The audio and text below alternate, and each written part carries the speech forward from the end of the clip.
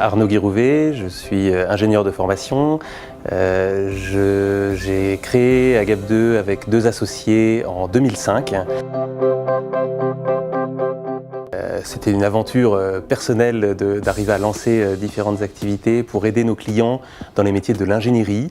C'est-à-dire que nous appuyons nos clients sur des études mécaniques, des études électriques, des études automatiques, de manière à les aider dans leur développement, dans leur construction de bâtiments, dans leur construction d'usines, et aussi faire des recherches plus pointues sur de l'expertise technique dans les métiers de l'énergie. J'ai accepté ce défi parce que je pense que la décision est importante dans l'entreprise. Un dirigeant ne fait qu'une seule chose, c'est décider. C'est prendre des décisions au jour le jour de manière à faire grandir ses salariés, à les aider à réussir dans la vie.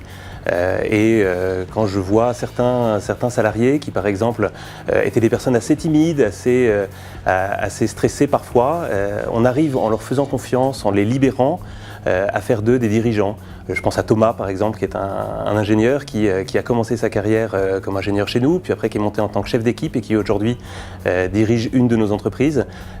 C'est assez impressionnant de voir comment il a réussi à s'en sortir et comment il a réussi à faire quelque chose d'incroyable de sa carrière, parce qu'il dirige près de 1000 personnes aujourd'hui.